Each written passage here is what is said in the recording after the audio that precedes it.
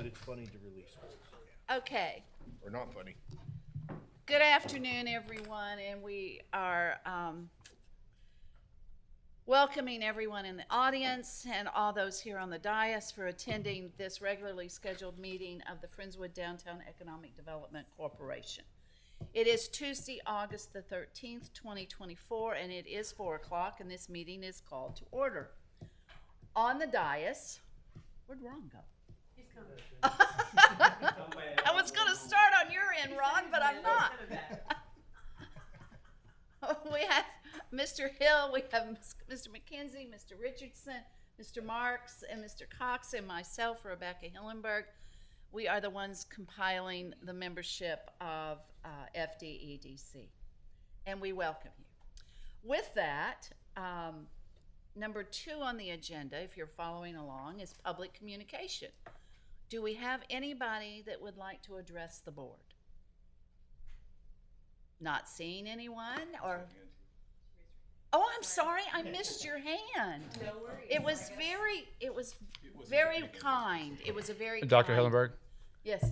just real quick, before Meg begins, she actually has an item on the agenda, so she would not be part of the public communication. Okay. So she has an item during our workshop topic. So the next item, and before we move on, I would ask, it seems that we're having technical difficulties that Katie is trying to remedy in the back. Do we want to wait? I would really like to wait on her item, if at all possible. We can move on if the board would allow, the chair will allow it to go on to item 5 for reports, and I can go through the reports. Oh, I'm sorry, Okay. the minutes first. I'm sorry, the minutes for number 3. Can we, all And then- right, let's and- proceed with approving the minutes, which we've all had the opportunity to see and read. Were there any corrections, questions, or concerns about the minutes? Hearing none, what is the wish of the board? Approve the minutes. We have a motion to approve the minutes. Do I have a second? I'll second. Thank you, Paul. And we now have a motion on the floor. All those in favor, please say aye. Aye. All opposed? Thank you. So the minutes have been approved, and we're now dropping down to reports. Number 5. This is going to be kind of follow a bouncing agenda, which is okay. Stephen, are you okay to proceed? Yes, ma'am, and I do apologize for the lack of video. It's life. As you guys are familiar with on some of these reports, they are a lot of just bullet points and then me talking and answering y'all's questions if you have them. The first of the report for item A is the TxDOT curb ramp, sidewalks, and traffic signals project. I would like to let the board know that TxDOT has deemed that complete. So it is 100%. The city's items of concern have been taken care of. TxDOT has come back and done their final walkthrough, and so that project is complete. So congratulations. Oh, congratulations to the city. That's wonderful. Glad to hear that. Thank you for that. And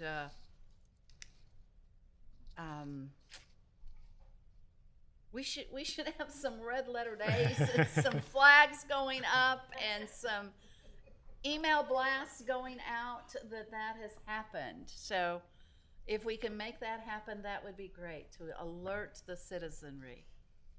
Are we finished with A now that Yes, it ma'am. is finished? And I can just move right along to item B. Yes, please. Item B is to receive and discuss the FM 518 illumination project report. So this is the downtown lighting with Pfeiffer & Sons as the contractor. Just some items of note. 35 properties, if you recall, are required to have an easement due to either site conditions or obstructions, and about 10 of those remain, so we have obtained about 25 additional ones. These new easements will be marked for pole installation this week, and work should begin pretty quick thereafter. All the service locations have been approved by TNMP, and if you recall, there was an issue during some of the wind events where the banners had come off of the poles. And some were taken off just as a precaution. The vendor has supplied us with the proper hardware and the tools to put those back together, and the contractor, Pfeiffer & Sons, will be moving on as they move through to correct those issues.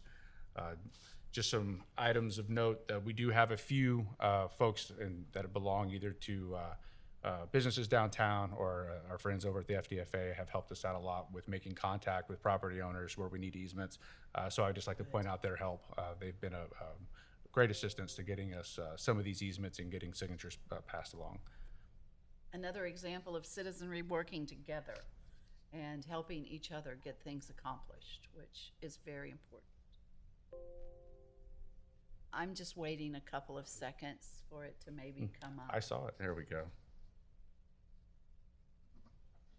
Thank you, Katie.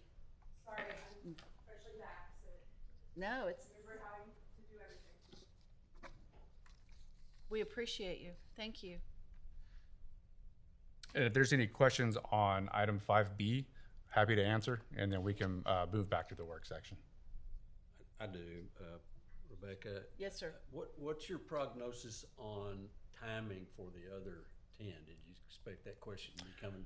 So it is, and just to be honest, it is hit and miss. A lot of the contact information that we have for some property owners, especially the vacant properties, is old. And so we are trying to hunt down, we're using our resources in code enforcement, and we're using some of our friends, as we mentioned, downtown to try to hunt down addresses and phone numbers.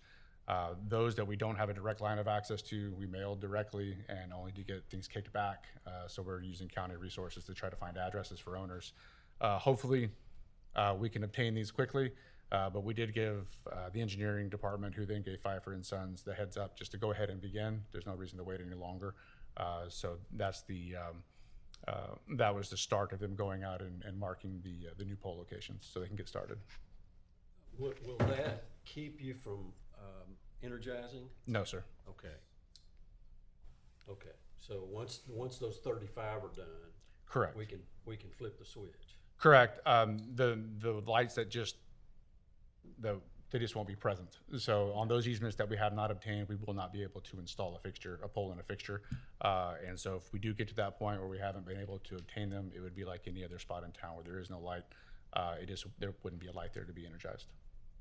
And we are, go ahead, Paul, sorry. I don't, Ron asked the question I was going to. If there's, so we're gonna wait until they're all, are pretty much completed, with the exception of the 10, before we can proceed to energize the circuit. If once we can get a circuit complete, I believe is the correct nomenclature. Once we can get a full circuit complete and get that meter can energized, we can then go ahead and illuminate a certain section of town, which we may go ahead and do just as a test run. And then, as we've mentioned before, is once we've get the majority, if not all of them, completed, then we can have either a grand opening, if you will, or a ribbon cutting of some sort. And we are looking, do you have any idea of timing? I would hope, as you do recall with the lights that went in previously, they did make pretty quick work of it. So I'm hoping with the remaining 2/3 or so that are out there, we can knock these out pretty fast. Then it's just a matter of making sure TNMP and everyone has signed off on it. I would hope before the end of the year, we should be able to get most of these up and running. We may still have some outliers depending on outstanding easements and or site conditions, kind of depending what we get into. Thank you. Yes, ma'am. Any other comments or questions? I'm sure you've considered this, but you may want to do a daytime test run before, if you're going to have some kind of reveal at the point, because it'd be good if you did that and they came on. Yes, sir. We've been informed some of the best practices by the contractor who's Yeah. done this many, many times. Yes, sir. All right. Good plan. Troubleshooting from beginning. Any other comments or questions? Well, would you rather we go, Stephen, back to the work session? Yes, ma'am. If we could go back to item 4A. Okay. We would like to receive a presentation and to discuss the Keep Friendswood Beautiful electrical box artwork project. Alrighty. Meg, come join us, please. Yes, ma'am. Thank you. So you see the presentation up here. My name is Megan Childers. I am here with Parks and Recreation and Keep Friendswood Beautiful today. And I'm just going to tell you guys a little bit about our project. So we have a subcommittee. Keep Friendswood Beautiful has formulated a subcommittee to help scout out ideas for this project, as well as just to iron out the logistical details, and they wanted me to also thank you guys for your consideration and your time here today, since they could not join us. Up here displayed, we have some inspiration that we have derived from Up Art Studio. They are a company based out of Houston, and they do a lot of the murals that are on a lot of the traffic signal boxes that are in surrounding cities to Friendswood. So these are, again, not designs that we've actually chosen. These are just inspiration that we've derived. So if you want to flip this slide, please. The purpose of the project, I won't bore you with reading all of that, but that's essentially what we want to do is we want to capture the essence of Friendswood, and we want to put it on display throughout the city, primarily in the downtown district is where we're going to be focusing this. We want to do the first 6 boxes in the downtown area of Friendswood, and this is in alignment with initiatives that you guys do as FDEDC to beautify the downtown district. And we want them to also be just conversation starters. You know, people drive by a traffic signal box, and if they see that it's vibrant and it, you know, contains little facets of historical details of Friendswood, that could be a conversation starter. So our goal is to go deeper than just the physical appearance. We want there to be little motifs in the boxes and things. If you'll flip the slide, please. So this is just the information of the dimensions of each box. These are the 6 boxes in the downtown area that we want to start with, and then we want to expand this project once these downtown boxes are done, but this is our starting point. So just depicted here are the images, and if you want this presentation, we can get that to you after this meeting. If you flip this slide for me again. And then these are just, they're not in numerical order with the pictures that were previously displayed, but these are the locations and the concepts. So we've basically ironed out the locations of each box, and we've actually gone out and visualized, okay, what's surrounding this box? What would be best to incorporate? What types of color palettes? What sort of symbolism do we want to see? Those things like that. So we've even astronaut is listed in there on one of them. And if you'll flip the slide, please. And then these are just the concepts continued. Again, focus on the color palette, motifs, the Mustang, clearly the oak trees. And then if you'll flip the slide again, please. And then lastly, here's the cost breakdown. So this cost breakdown is inclusive of fees for the artists to actually come out and paint them. We're opting to paint them rather than to wrap them with vinyl. Painting is proven to have more longevity and just overall to look better to the eye. This is inclusive, again, maintenance, all artist fees, time frame. We're going to choose different artists for the boxes. We're going to have them conceptualize the six boxes that we listed previously. We're going to have them mock up concepts and send them to us, and we can like tell them to tweak this if we don't like it, and that sort of thing. Each artist takes anywhere from a day to a week to complete a box. Just depends on the speed and how fast the artist paints. I think that's about it. Will you flip the slide, please? Any questions? I think you'll have plenty. Go ahead. Go ahead, Chris. Great. To your knowledge, and it's kind of a left-handed question, has there been an expressed need or concern for this project? People complaining about ugly boxes? A handful, yes, sir. And saying that they're unsightly, or I mean, what's the complaint? The complaint isn't necessarily that they're unsightly. The complaint is we could do more in this aspect to beautify the city. Yeah, I don't disagree with that. And just as a test case for myself and to prepare for this meeting today, I drove down Friendswood Drive to see if I would notice the boxes. And I got to tell you, I had to look for them. Now that you told me exactly where they all are, and I know that they have gone down the street, I'd probably notice them further. But they don't jump off the sidewalk at me. Right. So I'm not against this anyway, the beautification and the artwork and all that stuff. When we get to voting on it, maybe there's other ways we can do it. So I'm not expressing, a negative position, except to say that anything we do should start with a requirement. And if there's no requirement, then you have to look real hard at why you're doing what you're doing. So I was just curious as to whether we'd gotten, complaints or comments, or if we're piggybacking or imitating other downtown areas. Right, and the primary origination of that has been, hey, other cities are doing this. Can Friendswood do something like this?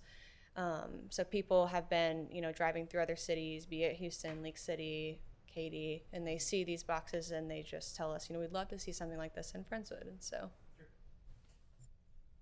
Alrighty. Any other questions? Or? Yes, please, Meg. Yes. You said you're going to paint them. Do we know about the durability?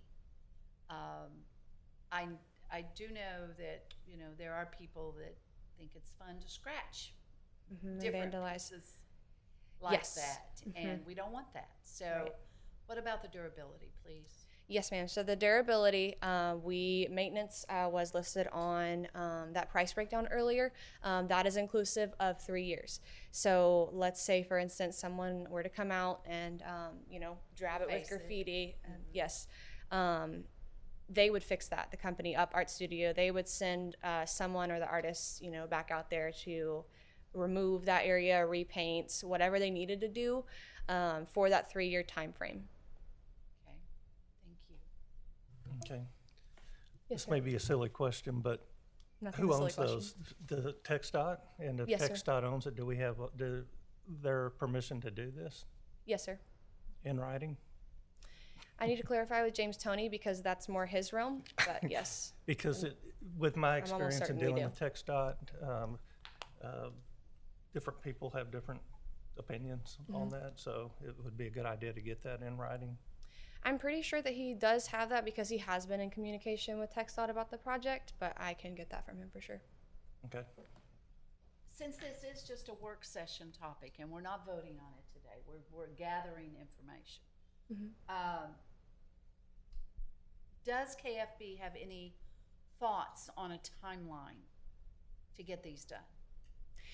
Well, not necessarily at this moment. We're ready to move as quickly as you guys are. We would be flexible on that. So, may I go ahead? So behind the scenes, are you vetting artists? Are you trying to find the people that might be good for each individual box? Are you moving forward in a sense without the funding? We have been scouting out the artists. We discovered this company through, are you familiar with the fence that says Stevenson Park that's in yes. this parking lot, as well as the gazebo restroom? That artist is the primary artist that we want to use, just because he's very familiar with like the motifs of Friendswood and how to depict that visually in like an artscape. So he's our top candidate for sure, and we're looking at his designs, and we're finding other artists from Up Art Studio that are similar that we can take and run with. I have another, but does anybody want to interrupt before I go? Go ahead, Paul. Just one question. Who exactly, is this a KFB project or a city project? KFB project, yes, sir. KFB. And so, Okay. I'm sorry to follow up on that. You're not asking the FDEC to fund it, are you? Yes, sir. So, and my apologies, I should have preempted this. Some of the technical difficulties got me out of whack here. So KFB has made the request to come in and visit with the EDC regarding the possibility of funding the downtown boxes, the painting of the boxes. In this instance here, these estimates for $30,000. The board, outside of the two new gentlemen, will recall, and I'll just briefly explain that the EDC does have a policy that it's enacted that there is not to be a vote on funding or anything of that matter on the first go. So this is a workshop item that was given today. Should the board provide myself some direction on what you'd like to be brought back, whether it be more information or whether it be moving forward with an action item for potential funding, I can bring that back at another meeting. The KFB and Parks folks have all been, it's all been explained kind of that process, and that it could potentially be October, November, December, depending on when or if the board chooses to have an action item come back. But yes, sir, to your point, this is a request for the funding. Yes, sir. Go ahead, Chris. One more question. I'm sorry, this one really is on the fringe. No worries. Has the police department been consulted, i.e., look, pretty picture, oh, isn't that nice? Smash into the back of somebody. I mean, I can only imagine someone looking at this while they're sitting still at the light or walking. That is a valid point. I do not believe we have explored that point, but we will definitely pursue Okay, that. thanks. Safety hat off. Yes, certainly. Thank you for bringing that up. Any? And I have not been in any of your discussions, so this is just a question Yeah. about the artist, Mhm. which this is all beautiful, but we also have many excellent artists that live in Yes. Friendswood. Yes, and we have a handful of them that we have received from Up Art Studio. They work with the company that we are in conversation with, and I think there's 5 or 6, like I mentioned, friends But with all artists. of this is through the company you're working with. Correct. Not just Yes, ma'am. putting it out there. No, it's not open source. Right. Like for art teachers or a class to do it as a project or anything like that. Not Right. yet. Not yet. And the primary reason for that is the durability, just because we want them to be well primed. We want them to be coated, so they're not going to, be damaged by the sun. We've taken all of that into consideration. Okay. But no, it would not. So, But- a couple of pieces on this. One, it has clear coating, which is going to help it hold together. I was going to talk about where you pick the artist from, because I know it's going to be easy to say, let's just get a bunch of high school art students to do Yeah. it. But painting on that material is going to be super, super hard to get it to adhere and stick. And people with like industrial painting experience need that. Painting on steel is completely different than everything else. Right. I'm super frugal. You don't know that maybe, but I'll be honest with you, this is super frugal. Ask my wife. This is relatively inexpensive in the terms of all the projects we're doing. And I have had people, including my wife, who goes, we'll be in a town, and they go, why don't we paint our boxes? I said, we're working on it. So it's not like we got to do it, but in the realm of Right. impact to that area, it's cheap. Because, I mean, it's a couple of light poles in the relative terms. And we're going to spend a lot more on signage before it's over, I can promise you. But that's my thoughts on it. Thank you. Anyone else have any comments? I guess my thoughts are just kind of the same with the durability. Is I just wonder, outside of the 3-year maintenance, are we 5 years down the road and they're faded and not looking very good? Probably. And we're looking at redoing them, how frequently? I can look into that too for you. Other cities have done it, and you may be able to contact anyone that's done it before, and they're going to have a pretty good, it's the same boxes in every town, you'll have a pretty good idea. Yes, But sir. I just know anytime you paint a shiny metal like that, it's hard to get it to adhere to. Right. And so somebody needs to. Right. So we can fund the ones downtown, but you also, I'm glad you have a bigger goal. Have you Yes.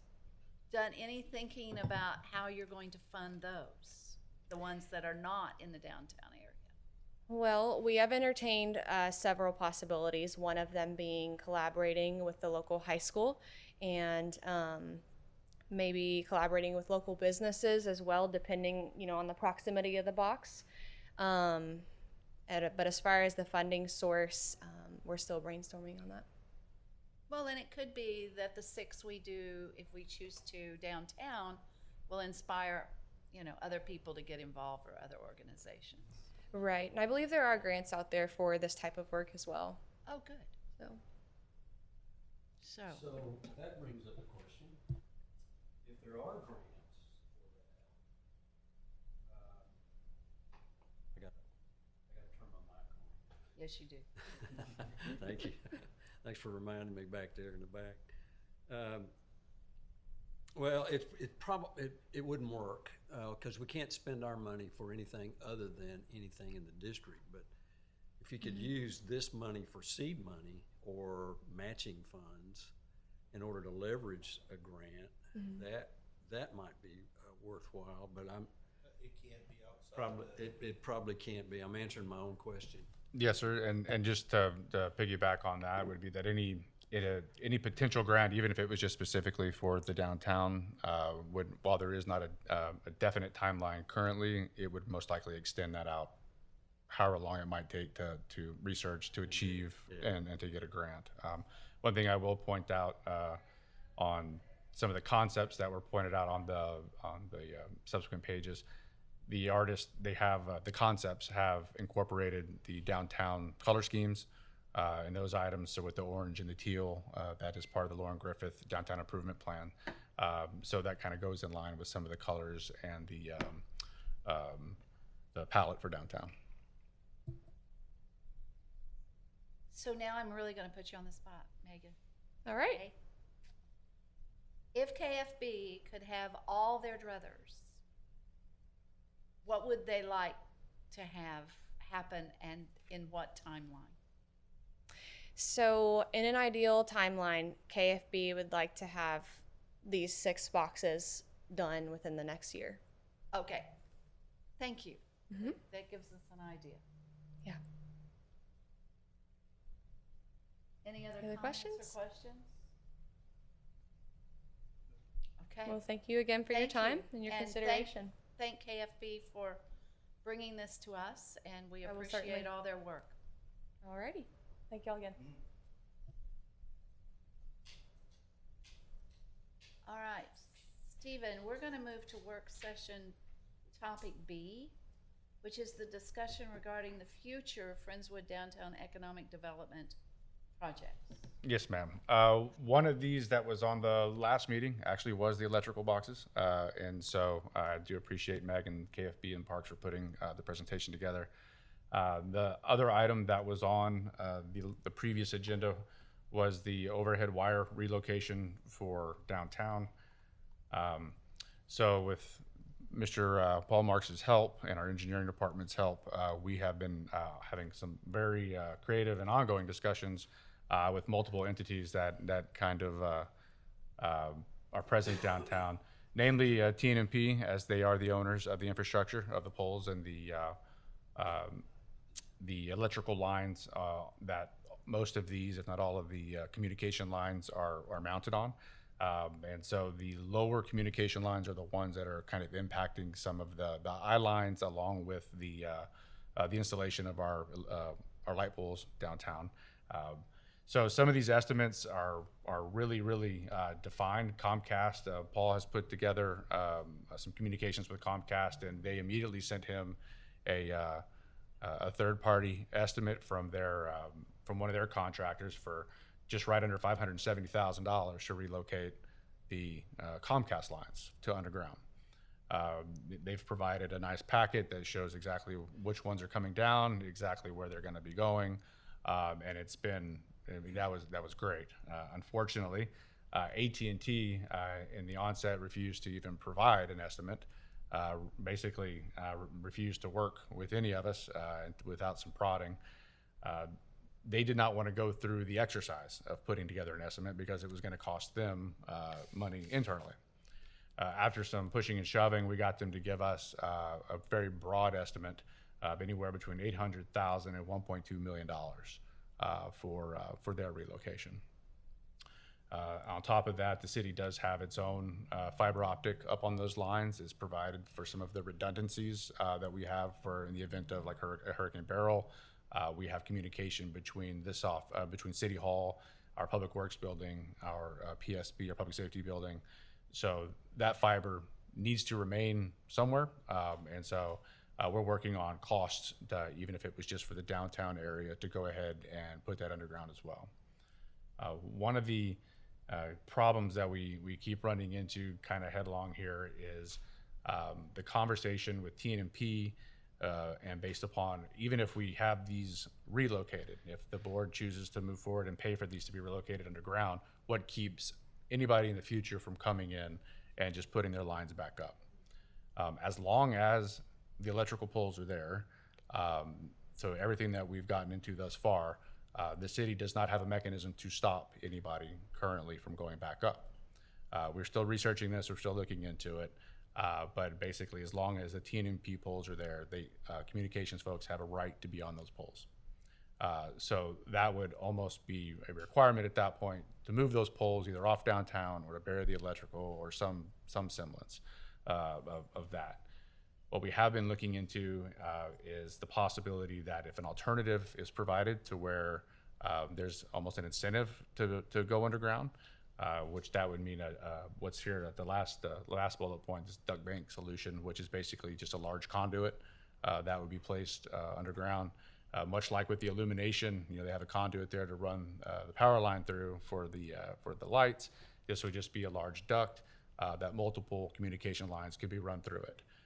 That incentive, from everything we've seen thus far, it's cheaper technically, I guess, for them to go underground since all the infrastructure is already there and all they have to do is pull wire. So that is a solution that will undoubtedly be costly, and that side of 518 is very busy as it is underground, so that may be added to that cost, but we are researching that a little bit further.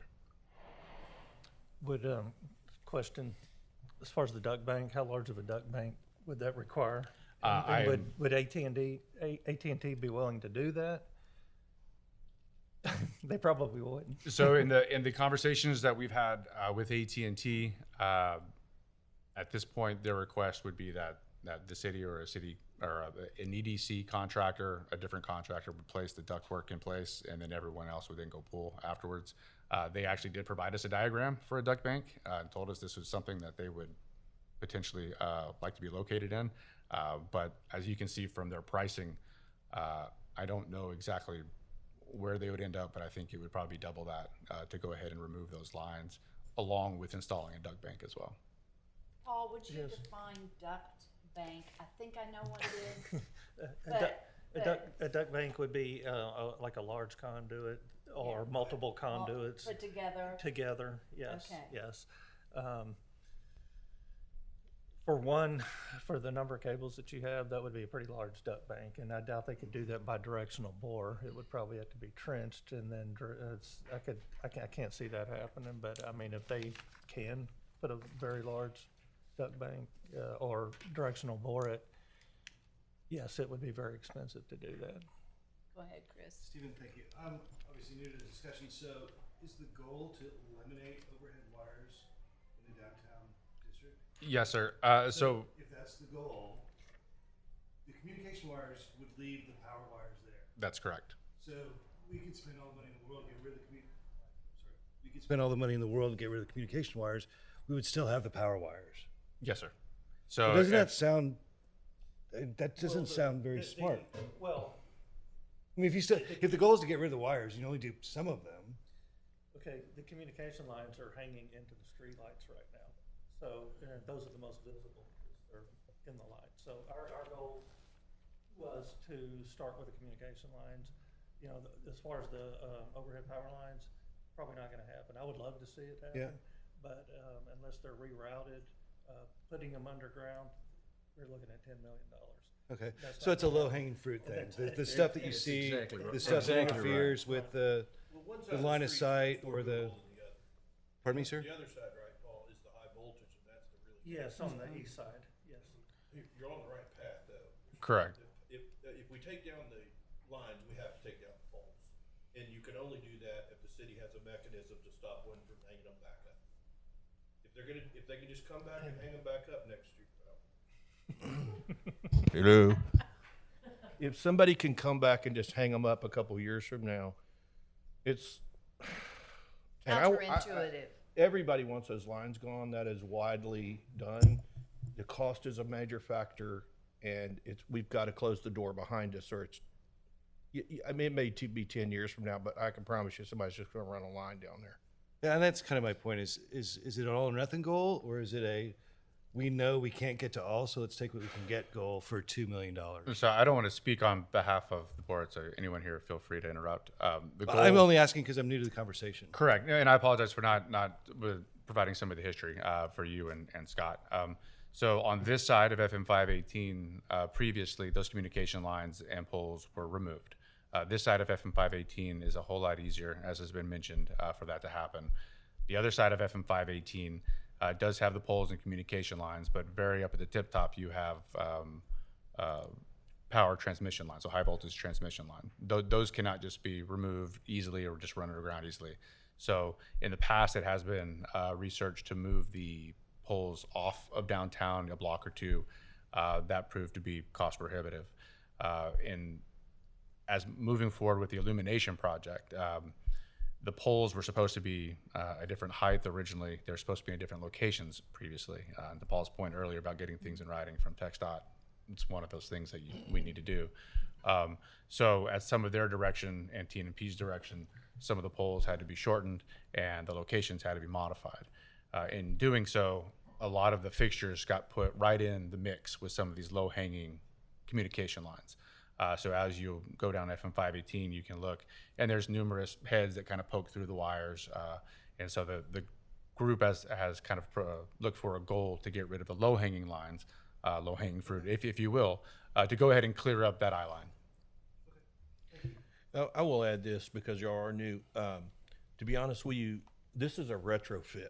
And so, like, we initially started with this master lighting plan and all the lights are the perfect height. And then when you go out there and do it, it's in the trees, it won't fit. You can't get the spacing right because the driveway's there. So even when we get the lights up, it may not be perfect because it just can't be. You're going to notice that. So a lot of the things we do, we have to take what we really want and then manipulate it to what we can do on the ground.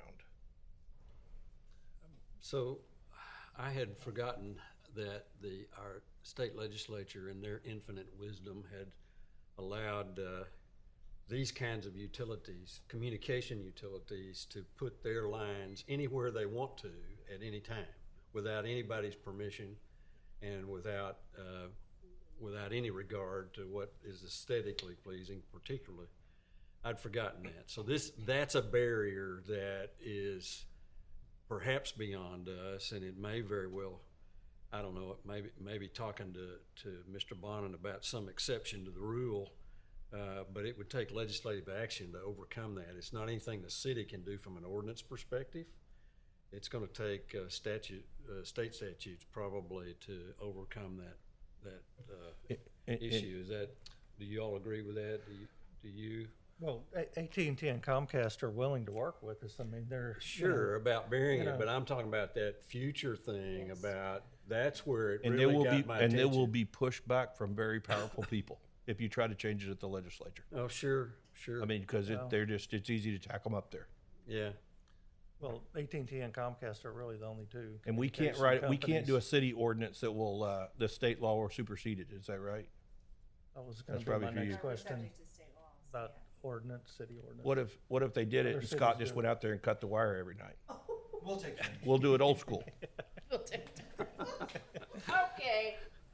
Got that on tape? that's a smart decision, not climbing poles. That is an excellent point, though, Ron. Thank you for bringing that to our attention. You know, Well, it just brings a different, I mean, that's something we didn't anticipate No, when we had this idea of low-hanging fruit, you know, of trying to clean that up visually. And you're right, Paul, that Comcast and AT&T are the only two that have it up there, but there are other companies that may come along in the future and say, we don't care, Well, let me unless ask you you got a this. dunk bank So available. So I've been to Well, plenty I of mean- cities, gorgeous cities that don't have it. How do they do it? They all have it, one way or the other. If you'll take a Not on look their- at not any on their main downtown, thoroughfares. if I you mean, take a look at any downtown, you go down 518 in League City, you go down Main Street, you go down Broadway or Main Street in Pearland, they're there. Old towns, but in master plan communities, it's all underground. That's- How did they ban the guys from going above ground? Because it's way cheaper. by city ordinance, League City did it. But how could they write an ordinance that we can't write? That's what I want. So there's a difference between your residential power lines and those transmission lines. So how many transmission lines in town are buried? We don't have any transmission. Transmission are the big towers. Well, You that's, got the high voltage. that's on a the high other voltage side. It's not a We transmission can't line, that's a bury it. distribution line. Can't. I'm going to say that very few cities can get those buried going Well, I in. agree. We're not taking down the big one. That's- Yeah. But any of the new lines that are going in this city today are buried, except those high voltage lines, if I'm not mistaken. League City has an ordinance that will not allow developers to install overhead power lines within the community, within the development. It has to be along around the perimeter only. Correct, and we And so have does we the have city. we have something similar. You'll notice that there are overhead lines, say like down Friendswood Parkway, but as they enter either West Ranch or they enter Avalon, they go underground at that point. Right, Then why couldn't we have that in downtown? because you got to retrofit. I was gonna say, is it because of, Well, yeah, but if we lick the cat and bear the cost to get it done, can't we close the door behind us? That's a good question. So we've been looking at what we can do. There's access lines, there's all sorts of different regulations for the different Yes, ma'am. different types of lines that are up there. So trying to find a solution. I know there's a solution for the small cells, and that's different. You can establish districts for aesthetic purposes and things like that. There's an issue with access lines. They're a little different. We don't have the power that we do as we do with the small cells, and so I'm just finding something that works everywhere. What we've determined or what we've found out so far and talking to other cities, City of Dallas has a really robust underground process, but they do the duct bank solution, and they incentivize by doing that. So they incentivize people to go into the duct banks because it's a lot cheaper than sticking on poles. There's resiliency issues and all sorts of things that are beneficial for being underground. But it's for one size fits all, it's been really hard for any municipality to find a one size fits all solution, is what we've found so far. But we'll continue to look at it and see what we can find. so in what you said, can ordinances be written, that could, I don't wanna say require, but could in the future have companies make it almost restrictive that they could go up? They had to go into a duct bank underground. I mean, can we So we- establish that in the city? As we said, we do have an ordinance right now that, to extent allowed by law, that they have to go underneath, and so that's what. But for the downtown area, I'm saying. Because one of the things I'm hearing is we're concerned about, okay, we get them down now, and in 10 years, somebody comes back up and throws another line up. And that's the issue, because all these different, based on the type of utility you are, there's different rules for each. And so the one that seems a real issue is one of the access lines, your AT&T, because there's not a similar situation or similar legislation that we have for small cells and other types of utilities. I think part of the concern, at least for staff, just to make sure that everyone's aware, is that say the board does, we're going to install a duct bank, and that is the carrot that an AT&T or a Comcast needs coming forward to move through. We may be able to write an ordinance that says, because that duct bank is there, now you should be using that duct bank, and that's great. If somebody comes in later that maybe is not a communications line or maybe some type of other utility and says, I don't want to use your duct bank and I don't have to because I'm not party to your ordinance, then they could potentially go back up on those poles if they're allowed to. So when we're trying to find a blanket, you cannot do this because we did the duct bank, we're running into, every time we open a door, there's another one. And so we're trying to navigate that. The point was made earlier, this is kind of a retrofit. So trying to find something that matches downtown that would make it work and make it work in perpetuity is becoming difficult. So we will keep researching. We'll try to get costs for duct bank installation to see specifically what size, what depth, and where we would need to install it. Yes, sir. And what would it do to our sidewalks? And that is the outside. You have to bore it or you have to tear up the sidewalk. Exactly. Correct. I mean, And that's we not. work so hard to get. And that's not lost on us either. As we've started to research some of this a lot, to Paul's point earlier, was that potentially boring this would not be possible. So if it has to be installed by trenching, it means It has to go under our sidewalk. Potentially- That's the only distance we have. because it's in the right of way, yes, sir. Short of obtaining another easement from the property We all owners. voted for the sidewalks before we solved this. Oh, I I'm don't new. know who that was. I'm not. You two guys. So one of the considerations, I think, Stephen, is sunk costs, right? I mean, we can take the duct bank discussion as far as you want to take it, but sunk costs are a reality. We just paid whatever we paid for that. So if you're not willing to do that all over again, then we can stop talking about duct banks. Correct. And ultimately, the folks here only paid about 30 to 40,000 for the sidewalks, but overall it was about 3.5 million. Yeah. We got a grant, which is Yeah. the best thing that's happened in Friendswood since sliced bread. Well, my foreman. Well, Second thing, you're right. but it was $3.5 billion for the sidewalks, plus a little bit for us. Yeah, It's a big deal. Well, but that was thanks It's a to. miracle that's done. It's never been done here. I mean, seriously, that sounds silly, but we've never had a complete set of sidewalks. well, I think that we should really pursue this and really push for it because, you know, this discussion has been going on for 50 years. It really has. And the longer it goes, the more it's going to cost. You know, next year, this time, it's going to probably go up a couple $100,000. So, you know, So to jump on, so you guys that are new, it's been going on 50 years. We have noticed there was groups like this before this group was formed. Yeah. From the 50s. I thought I talked loud enough anyway. There's been groups trying to do this thing forever. And this just was the real formation of actually something with funded, because this nothing out there is cheap. Like that 30 grand, I'm not blowing that off, but in relative terms, it's a joke to retrofitting a downtown. But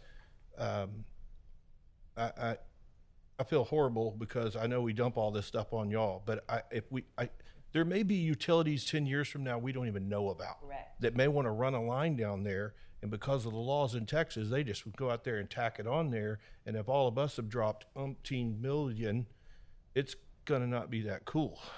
I think we have to find a legal way to close the door behind us. That's what I think.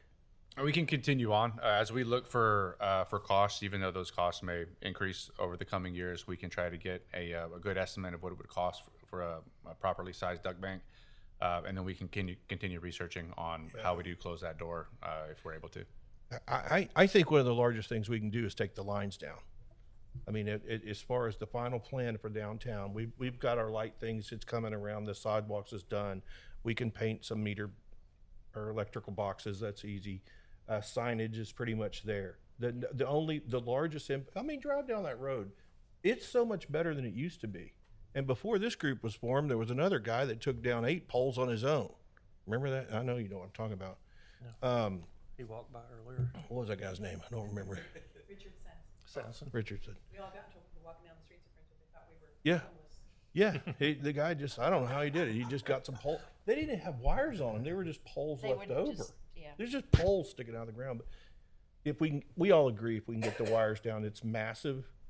But I think you've got to at least figure out if you can close the door behind you, or it's pointless potentially.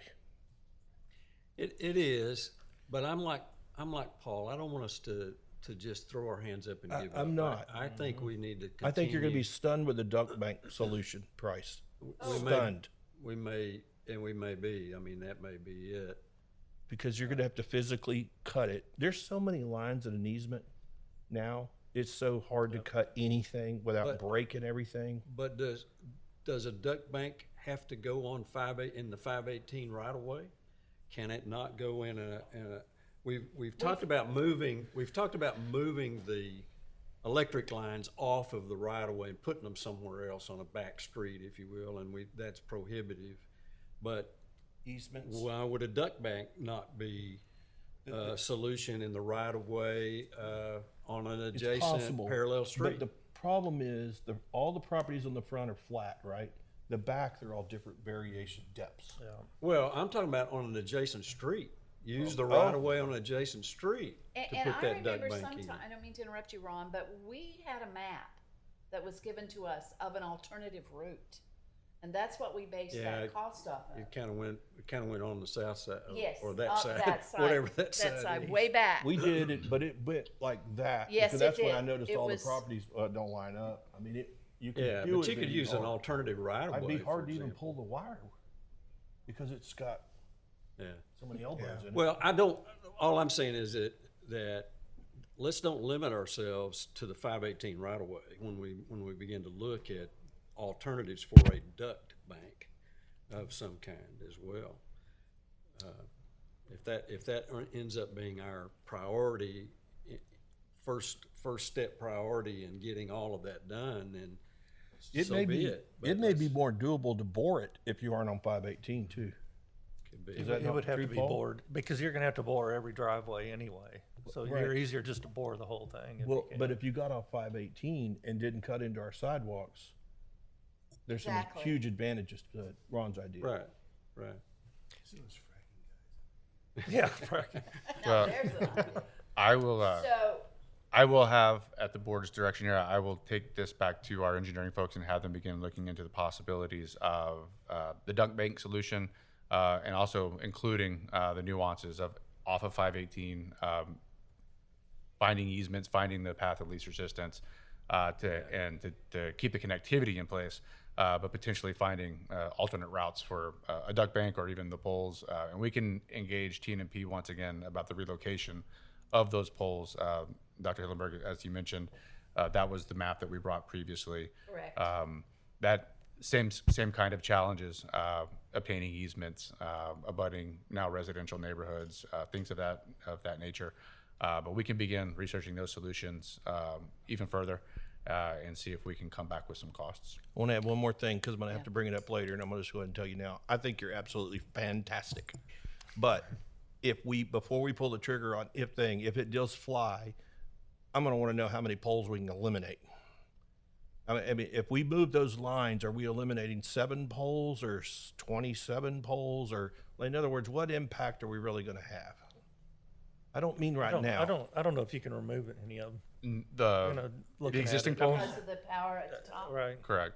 right. There may be the one-off. Why can't they go There underground may be from the one high? or two here or there, but So it's not overall, going to take a lot of them out? You wouldn't take the poles out, no. So there may be an off one or two that are there for supports, or there for drops to a business or something that may be able to come out. But just by removing the communication lines, that's all you're going to achieve in the matter of poles. May I interrupt? Yes, just ma'am. one Please moment? Mr. Sasson, were your ears burning just a few moments ago? Lori said you were talking about me, and I figured that's no good. Welcome to our meeting. I didn't mean to interrupt, but we did mention how this one man got 8 poles That's the removed. man that removed poles before. that This were was a just- group. Yeah. So, You do understand that without getting the poles down, you really can't take those wires down. I mean, you can, but they'll just go right back up.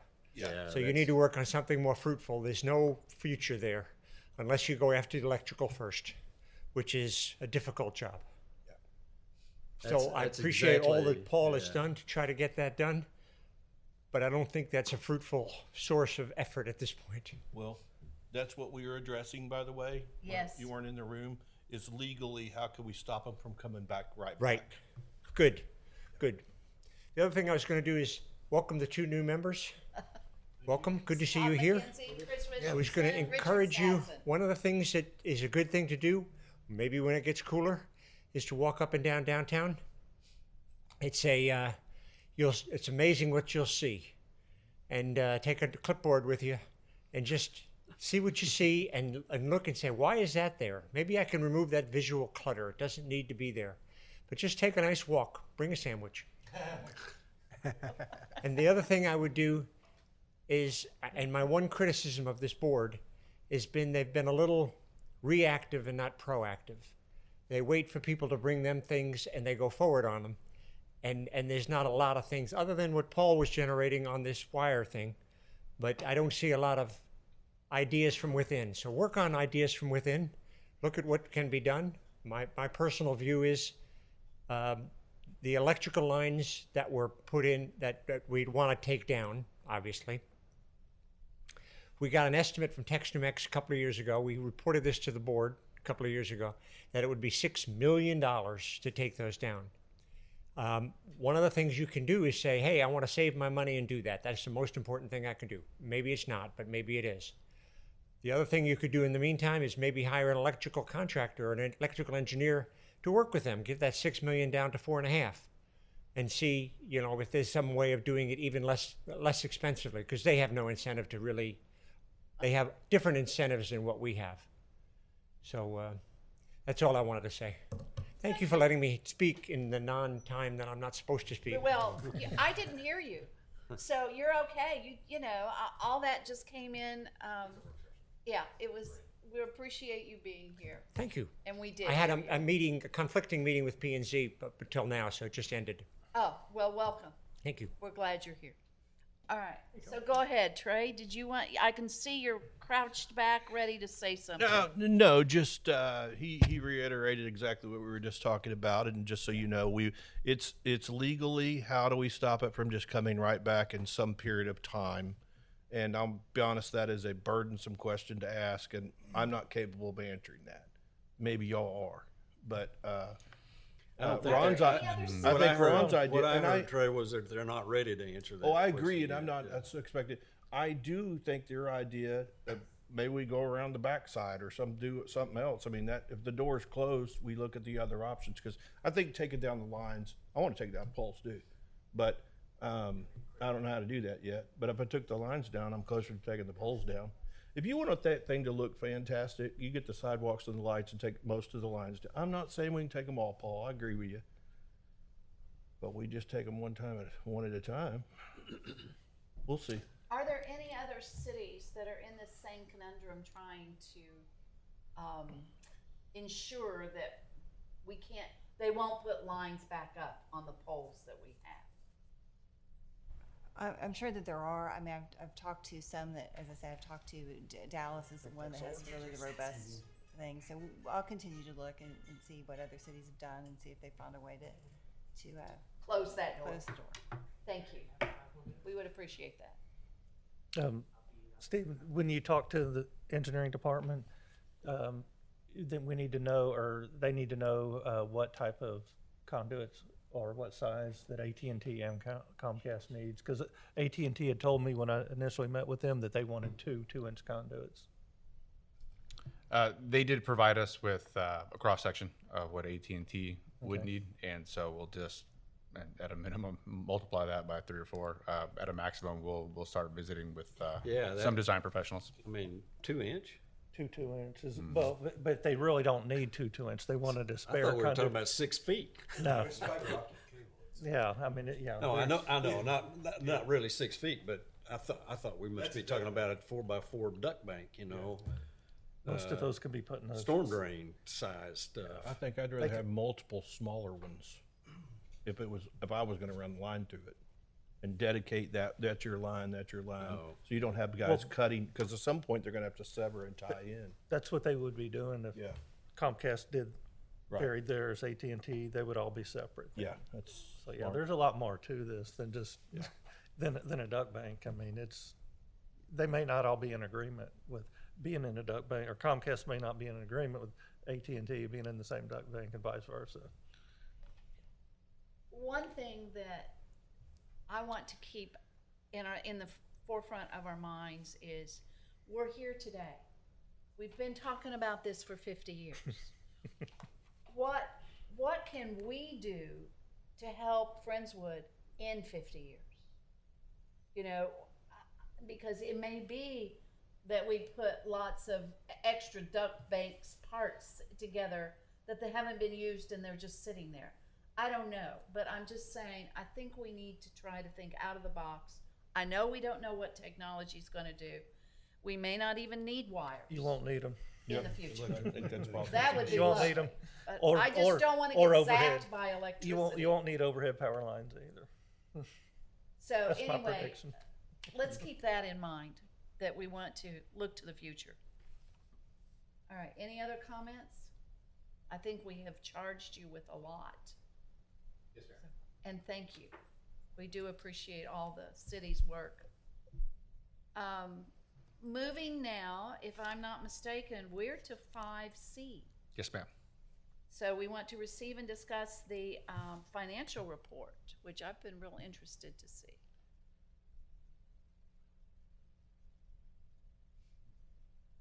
Here we go. They got the FDEDC financial report for July 2024.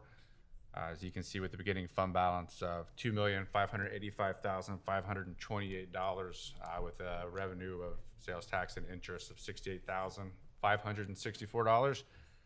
No expenditures outside of just the other line item there, which is the staff services that's transferred over to the city. An ending fund balance for July of 2024 of $2,803,875. An unencumbered fund balance, so there are some outstanding line items for Pfeiffer and Sons and for a few of the other contingencies and contractors. Taking that into account, you have an unencumbered fund balance for July of 2024 of $1,948,558. And gentlemen, just to give you a perspective, when we looked originally at the revenue for a month, we were really pleased when we hit 40,000. When we started, it was 30,000. It was 30, and No, it's fantastic. I'm only about 68 because that should start with a 7 handle. I think everybody knows that. yeah, well, Ron, you know that. Yeah, right.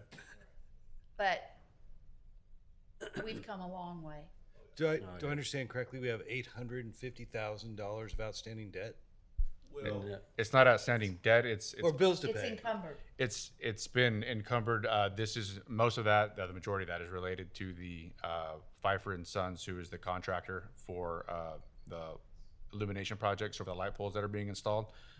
So overall, that's probably amounts to about half of what they're owed. So their original was about 1.6 million, and so we've paid them about 850,000 for the work that they've completed. So as we approve a project, whatever that cost is, we may start paying it, and as we let's say you're going to spend, we agree to spend $1 million on something. They're going to and you give them 250,000. They're going to hold back 750 and call it encumbered. All right, so it's just encumbered. You just hadn't paid it because the I project. just can't use it for anything else because we've It's a- already committed it to. It's a fractional payment. Yeah, Got it. It's appropriated. right. just as a matter of information, looking at this earlier today, we are moving at about, I think we're about 3% above what we've budgeted based upon the trends from last year. So we're trending in the right direction. So that's good. Well, and that speaks to the whole community, trending in the right direction. I'll bet you And the 68 is a good number in this month, and in the wintertime it will go back up. We'll see.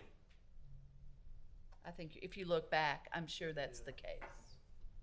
So, and this number is 2 months, am I correct? So the revenue shown there is just from July. But we don't see it. Correct. So you're correct. So you are 2 months behind. Correct. Yes. So this is Just to July. give So you this that is May. perspective. You get into summer vacations and people start leaving and they quit spending tax dollars here.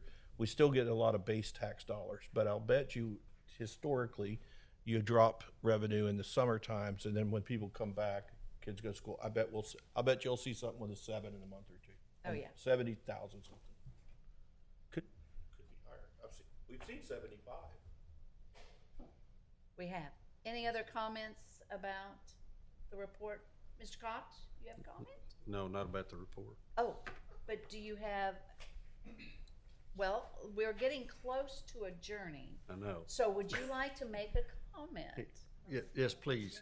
And- Do we have a direction, or do we have anything we want to do with regard to the artwork project? We didn't give any direction to the staff. We didn't say, put it on the next agenda. We didn't say anything like that. So Well, it only, do we want to put it on for discussion for next month and talk about it some more, or put a discussion and possible action? How do we proceed from here? I think we give the direction as a group, and it only takes 2 of us to do that. If I remember the rules right, to put it on the agenda and to make it an action item. If the board, or if nodding of heads, just if we want to look at it closer and have another workshop item, we can do that. If there's more questions that pop up, they can be answered. We can also at the same time put an action item potentially on the same agenda that can be acted upon if the board chooses to move forward. In the meantime, that gives a month, if everybody is available for the September 10th meeting, that gives everybody a month to, on our end of things, to dot the I's and cross the T's and make sure that we have the numbers correct before we bring something back. And then Parks and KFB can show back up and provide any answers that may, or to any questions that may come up between now and then. I want to add something, and I'm backtracking because these guys are brand new and they don't know. We don't really spend money. We propose spending money. It goes to city council and they vote on it. Yeah, understood. Okay. I would just say, with respect to this particular project, there's only so many questions to answer still, and if they'd like to get going, I'm happy to help them with that. If, Trey, your point is, 30 grand for a beautification project, Well- help your friends. Is it really just that easy, or? I mean, why keep delaying the vote? It kind of goes to your wire projects, like we've been talking about for 50 years. Why do we keep talking about it? At least just stop or move forward, right? Yeah, I so, mean, so you're suggesting the workshop, is that necessary? Do we have to do this again? Well, I was, you don't have to. I just, That is, yeah, that's why I brought it up. Well, You need to make a I'm sort of decision about segueing what to. your- there So will what- be what there will be a Ron's- requirement for an action item. What in order Ron's, to- Yes. Ron's proposing is, do we want to, and this guy's really good. Do we want to put it back on this board to discuss if we want to fund that 30 grand? It's basically what he's saying. Yeah. And that's whatever you choose to do, that's fine. My thing on the wires is, I think I don't want to stop on the wires, and I fear there is terribly rough waters ahead on that project. But at 50 years, we owe it to everybody that's tried to take the damn wires down to see if we can do it, because we're never going to get closer than we are now. We've never had any funding. It just wasn't ever possible for anyone in the town to do it. And if it's going to happen, y'all are doing it. Right. But, Thank you. right? Yeah. All right. I agree. yeah. I think So I so. think We will. you've gotten the feel of Yes, the ma'am. board that we'd like to have it on the next, Yes, ma'am. as an action item, please. We'll bring it back. And I'm not sure that we need a quote work session, but as the action item, we can complete the discussions and the questions. Yes, ma'am. Thank you. Also, Thank in you, line with that, we have a policy of some kind about having the work session. Isn't that a fuller policy than just that one item? Was there a larger policy about considering requests from outside, from others for funding, and how we would manage that? And if so, I think it would be good for the board to see a copy of that policy before we move forward. Make sure we're following and within the bounds of that policy. I'm also want to blurt this out, and I know this is a Hail Mary. Is there any kind of grant to take down power lines in downtowns? We got one for the sidewalk. We did. Is there such an animal? Ron, We you got better one for the sidewalk because Ron Cox and other people went. Well, that's exactly right. It's exactly right. They went to present for some, for another thing, and they Ron- remembered us. Ron because got we us had to a $3.5 plan. million. I know what No, happened. Ron didn't either. Yeah, but- you did. Yeah. You and that lady. Anyway, but is there? You guys ever heard of a grant to haven't. take down power lines?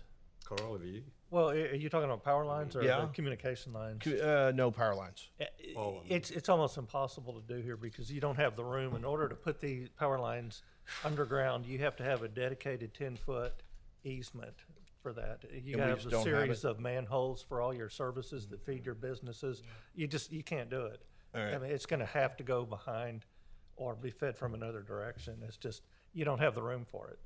And that easement cannot be in the road right away. We barely have enough road right away to work with, let alone an easement. That would have to be, you'd have to go through every business on one side of the road.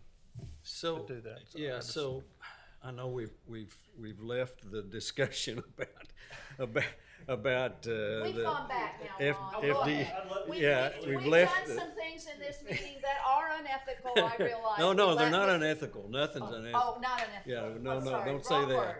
No, it's yeah, Robert's they don't. Rules of Order. yeah. Thank you, Chris. But, we let people speak. parliamentary, Mayor.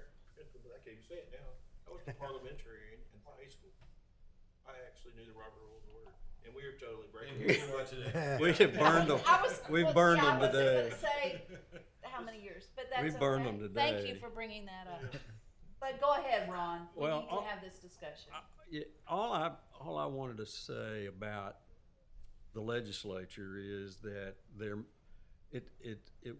would be folks who would object. The big boys the AT&Ts of the world that have full-time lobbyists out there would just go nuts. But every once in a while, you can get your state representative to carve out a little piece of legislation that would help us and not hurt anybody else. For example, to have a law that said if the city or others provide an alternate to overhead power lines, you must go down, you must bury them or whatever, if there's an alternate provided. And if that gave us the kind of comfort that we need, then we could move forward with the duct thing. And I'm just saying, don't give up even on the legislative.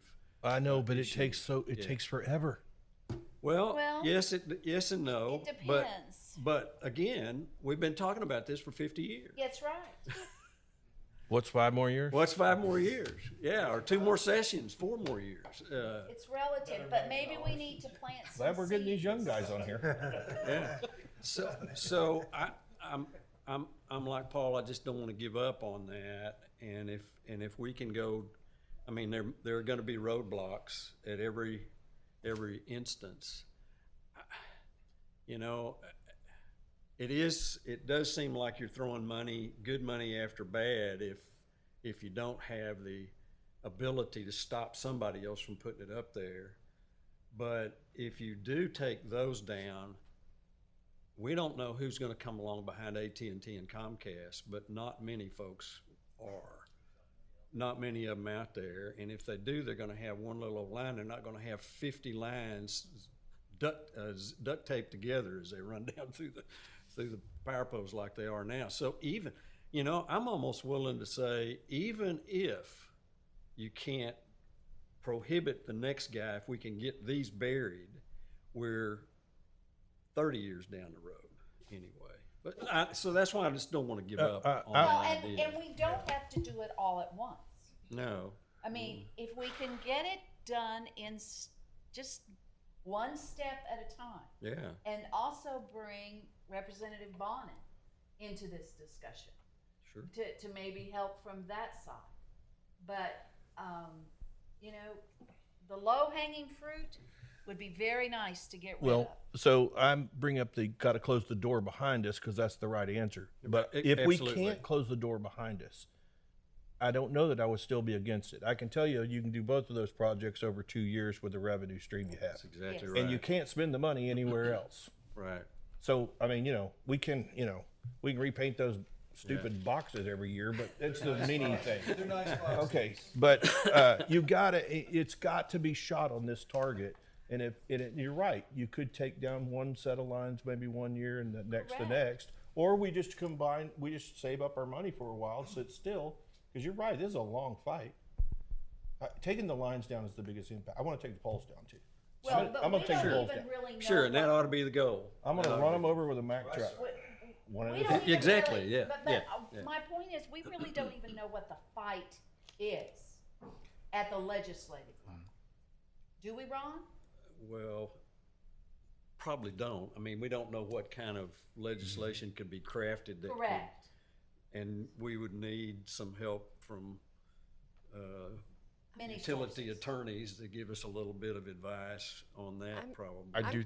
I'm kind of wondering, like, instead of relying on legislation, like to carte blanche, prohibit things in the future, if we pay money to Comcast and AT&T and enter to an agreement with them, like we're paying for this project, and they would agree not to put the lines back on those poles, and if Texas New Mexico owns those poles, if we could enter into an agreement with them for just this section, that they wouldn't allow anybody to come back and put lines on these poles just in this section, rather than a blanket. Trying to go through the state level. Yes. Yeah. Good idea. And I think exactly, and I think all of these finding out which fight to fight, I think, is our step one. Yeah. And so Absolutely. we do know and do have contacts with the legislature, with TNMP, AT&T, Comcast. We'll begin in earnest trying to figure out which front is the best. I think we have our marching orders on the kind of the direction. The power lines And Yes. we will bring as much information as we can bring back. We've got We the will. streetlights coming, and we've got the sidewalks. The power lines would be next, and then you're talking signage. And then they can fire me and Ron and you and go Yeah, do whatever get you us want. all out. Yeah.